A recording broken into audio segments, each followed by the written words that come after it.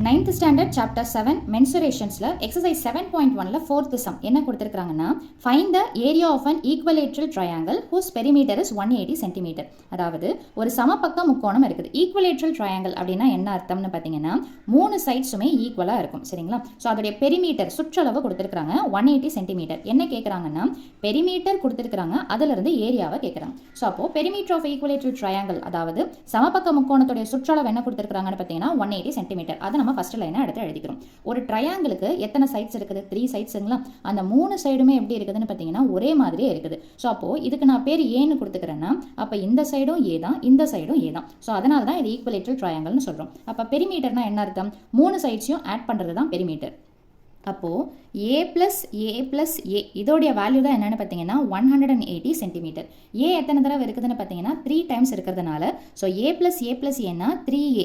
Addition subtraction வரும்போது number முன்னாடி தான் போகுமே தவிர பவரில் போகாது. ஸோ அப்போ a plus a 3a is equal to 180. அப்போ a வேணும். இந்த மல்டிப்ளிகேஷன் 3 ஆப்போசிட் சைடில் போச்சுன்னா டிவிஷனில் வரும். ஸோ அப்போது a உடைய வேல்யூ என்ன கிடச்சிரும் அப்படின்னு பார்த்தீங்கன்னா டிவைட் பண்ணிங்கன்னா 3 டேபிளில் 18 6 டைம்ஸ் போகும். இந்த 0 எக்ஸ்ட்ரா. ஸோ அப்போ a உடைய வேல்யூ என்ன அப்படின்னு பார்த்தீங்கன்னா 60. யூனிட் என்ன இருக்குதுன்னு பார்த்தீங்கன்னா சென்டிமீட்டர். அதாவது ஈக்குவலேட்டரல் ட்ரையாங்கிளோட ஒரு சைடு 60 சென்டிமீட்டர்னா எல்லா சைடுமே என்னவா தான் இருக்கும்னு பார்த்தீங்கன்னா 60 சென்டிமீட்டரா தான் இருக்கும். ஓகேங்களா? ஸோ இப்போ area of the equilateral triangle formula என்ன அப்படின்னு பார்த்தீங்கன்னா ஈக்குவலேட்டரல் ட்ரையாங்கிளுக்கு என்ன ஃபார்முலா?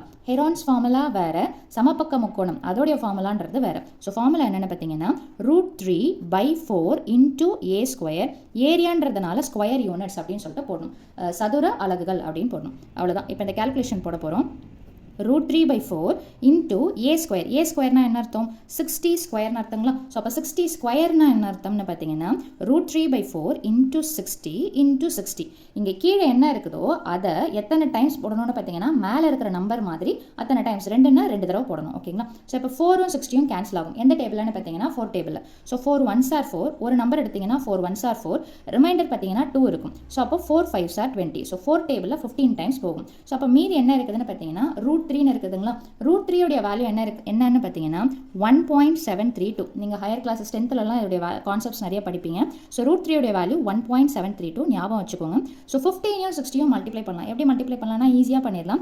லாஸ்ட்டில் இருக்கிற 0வை போட்டுக்கோங்க. வெறும் 6யும் 15யும் மட்டும் நீங்கள் மல்டிப்ளை பண்ணால் போதும். ஸோ 6யும் 15யும் மல்டிப்ளை பண்ணுங்க. 6 5s are 30, 6 1s are 6 plus reminder பார்த்தீங்கன்னா 3. ஸோ அப்போ ஆட் பண்ணிங்கன்னா 9 கிடைக்கும். ஸோ 15 into 60 என்ன வருதுன்னு பார்த்தீங்கன்னா 900 வரும். இப்போது இதை மல்டிப்ளை பண்ணுறதும் ரொம்ப ரொம்ப ஈஸி. இந்த லாஸ்ட் ஜீரோஸ் இருக்குது பார்த்தீங்களா, அதை அப்படியே போட்டுக்கும். வெறும் 9ஆல் இந்த நம்பர்ஸ் எடுத்து மல்டிப்ளை பண்ணுங்க. அப்போ 9 2s are 18, ரிமைண்டர் 1. திரும்ப 9 3s are என்ன வரும்னு பார்த்தீங்கன்னா 27 + 1 28. So reminder 2. 9 7s are 63 + 2 65. Reminder 6. 9 1s are 9 + 6 பண்ணிங்கன்னா என்ன கிடச்சிரும்னு பார்த்தீங்கன்னா 15 அப்படின்னு சொல்லிட்டு கிடச்சிரும்.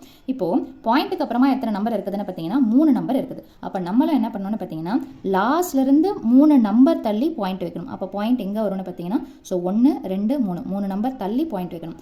லாஸ்ட்டில் ஃபுல்லாக ஜீரோஸ் இருந்ததுன்னா அதை நீங்கள் விட்டுடலாம். ஸோ அப்போ மீதி ஃபைனல் ஆன்சர் என்ன வரும்னு பார்த்தீங்கன்னா 1558.8ன்னு போட்டால் போதும், 0 போடணுன்ற அவசியம் கிடையாது.